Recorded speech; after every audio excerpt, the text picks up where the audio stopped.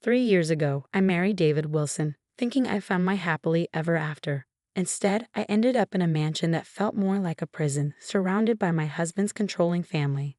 Let me paint you a picture of my daily life. Every morning, Nancy, my mother-in-law, would greet me with her sugary sweet tone, dripping with condescension. "Karen, darling, where are you going dressed like that?" she'd ask. "To work, as usual," I'd reply, already bracing myself for her next demand. "Don't forget to transfer your paycheck to the family account," she'd remind me, her smile never quite reaching her eyes. "We need to manage our resources together." At first, I went along with it, eager to fit in, to be part of the family. But soon, I felt the walls closing in. So I started secretly keeping a portion of my earnings. I had to, something didn't feel right. David began monitoring my every move, checking my phone records under the guise of concern. "Who were you talking to for so long?" he'd ask, his eyes narrowing. "Just Sarah from work," I'd lie, discussing a project. "Mother thinks you spend too much time on your phone," he'd warn. "Maybe we should switch to a basic plan." Even my sister-in-law, Jessica, made things worse with her constant prying. "David, did you know Karen bought coffee 3 times this week? So wasteful," she'd tattle, like a schoolyard snitch. Robert, my father-in-law, played the role of the reasonable one, but he was no different. "We believe in pooling our resources, Karen," he'd say. "Individual spending leads to family discord." I was losing myself in their world of control. One day, I managed to call my brother, Michael, from the bathroom with the shower running to muffle the sound. "Sis, this isn't normal." "You need to get out," he urged. "I'm trying," I whispered. "I've been saving up, but it's not easy." "This isn't love, Karen. It's abuse." David wasn't always like this, but Nancy had poisoned him against me. Last night, he came to me with a chilling request. "Baby, Mom thinks we should have access to each other's emails. You don't have anything to hide, right?" "What about privacy, David?" I challenged him. "Of course I trust you, but family transparency is important," he insisted. "Mother says." "What about what I think?" I snapped. "Or does only your mother's opinion matter now?" He glared at me, his face hardening into someone I barely recognized. Now, as I write this, I'm preparing for another secret meeting with Sarah. She's the only friend I have left, the only one they haven't managed to scare away. My hidden savings are growing, tucked away in a place they'll never think to look. But one wrong move and everything could fall apart. My name is Karen Wilson, and this is my story of survival in the golden cage of the Wilson family mansion. But my secret didn't stay hidden for long. "What's this, Karen?" Jessica's shrill voice pierced the air as she barged into the living room, waving my savings book like a trophy. My heart stopped. She'd found my stash. "Sneaking money away from the family, are we?" she sneered. "Mother, Father, David, come quick." Within seconds, I was surrounded. Nancy's face turned an alarming shade of red. "You ungrateful little snake. After everything we've done for you," she hissed. "What I earn is mine." I tried to stand my ground, but my voice trembled. "I have the right to save my own money."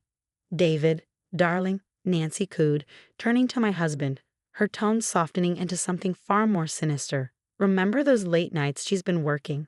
Those meetings with her coworker Sarah? Now we know why." "That's not true."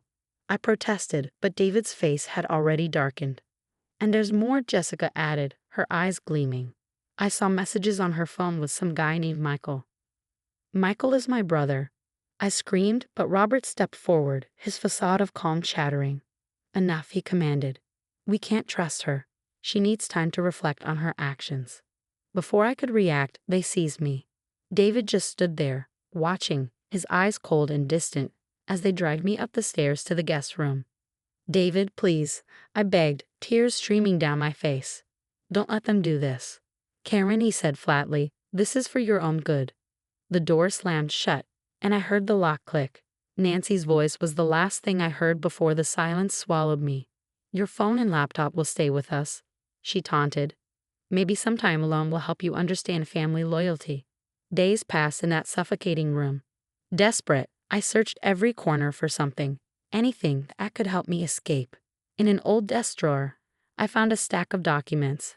As I read through them, my hands started to shake. They were incriminating files, fraudulent investments, charity records doctored by Nancy, evidence of systematic embezzlement. They weren't just controlling, they were criminals. Through the thin walls, I overheard them plotting. "She's been in there 5 days now, Mother." David's voice was muffled but clear. "Do you want to lose her like we lost your first wife?" Nancy reminded him. "Karen is showing the same signs. We can't trust her." "You're right, Mother," he agreed.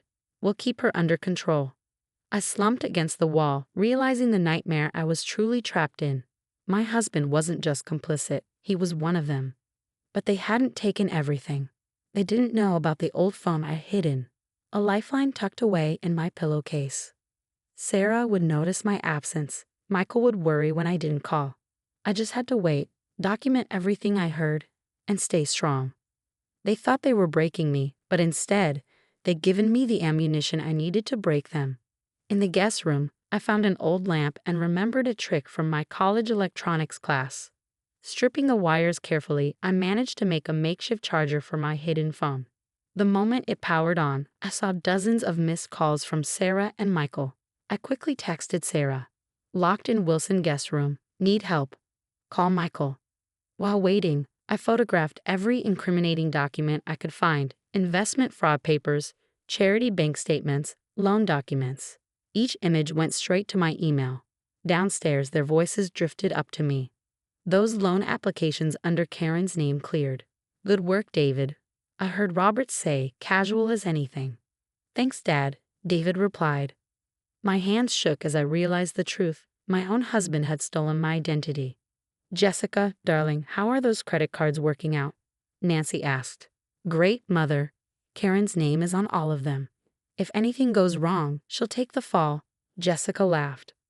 Then I heard sirens in the distance. Heavy footsteps echoed on the porch. Police were responding to a welfare check. Chaos erupted downstairs as I banged on the door. "Up here, I'm locked in." The door burst open. Michael rushed in, followed by 2 officers. "Karen, thank God." Nancy appeared, all innocence. "Officers, this is a family matter. Our daughter-in-law has been unwell." "Save it." I cut her off. "I've been held prisoner for a week." David pushed through, desperation in his eyes. "Baby, please, we were only trying to protect you." "Protect me while stealing my identity?" I asked, my voice trembling with rage. Jessica turned pale. "What's she talking about?" I faced them all. The business loans, the credit cards, the charity fraud. I know everything. The officers glanced at me, interested. "Ma'am, would you like to press charges?" I met David's pleading eyes. 7 days ago, I might have wavered, but not anymore. "Not yet. But I want a restraining order against all of them." Michael helped me pack under the officer's supervision. Nancy's face twisted with anger. "You ungrateful little." "Choose your next words carefully," Michael warned. In the car, reality hit. I was free, my phone buzzed, David's name lighting up the screen. "Karen, please, I love you. Mother made me do it." "Did she make you steal my identity too?" I replied. "I'll change. We can work this out." "There's nothing to work out. Divorce papers are next." At Michael's apartment, I finally broke down. "They took everything from me." "No, sis," he reassured me. "You're alive, you're smart, and you have evidence of their crimes. You won." The next few days brought desperate attempts at reconciliation. Flowers, messages, promises. "Karen, please," David begged outside Michael's building. "Mother was wrong." "I was wrong. I'll leave them. We can start fresh." "You had your chance," I replied, unmoved. Jessica tried next. "We're family, Karen. Families forgive each other." "Family doesn't steal your identity and use your name for fraud. That's not family." Even Nancy showed up, all tears and regret. "Darling, we were just afraid of losing you. So you locked me up." "Perfect logic," I said, then blocked their numbers and deleted their messages. Michael helped me find a lawyer. In my new apartment, surrounded by the evidence on my laptop, I felt a new strength rising in me. The scared, compliant Karen was gone. In her place stood someone stronger, someone ready for justice. 6 months after my escape, I sat in my new corner office, watching everything unfold. The anonymous tip I'd sent to the FBI about Robert's investment fraud had started an avalanche. Breaking news: Wilson Family Charity under federal investigation for massive embezzlement scheme. My phone buzzed with a text from Sarah. Gee, they're arresting Jessica right now for credit card fraud. I smiled, remembering the evidence I'd leaked through untraceable channels. The house of cards was falling. Minutes later, Michael called. Did you see the news? David just got picked up for identity theft. Those business loans in your name came back to bite him. Karma's got perfect timing, I replied. Watching the news, I saw Nancy Wilson walking out of the federal courthouse, head down, looking defeated. Headlines blared. Wilson Family Charitable Foundation misappropriated millions, and Wilson family's fall from grace, a legacy of lies. My own life was unrecognizable from a year ago. My marketing firm was thriving. Turns out, a week in a locked room offers plenty of time to envision a future. I'd signed 3 major clients this month alone. You've come so far, Sarah said over lunch. Remember how scared you were? Now, every Tuesday night, I ran support groups for financial abuse survivors. The news anchor's voice broke through our conversation. Robert Wilson sentenced to 15 years for investment fraud, he announced. Just then, my office phone rang, displaying a blocked number. Out of curiosity, I answered.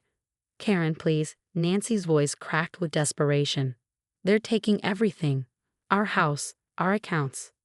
Funny how karma works, doesn't it? I replied. We're your family, she pleaded. No, you were my prison. Goodbye, Nancy. I hung up. I turned back to the TV just as David was led out of the courtroom in handcuffs. This is what you get for identity theft and loan fraud, I muttered.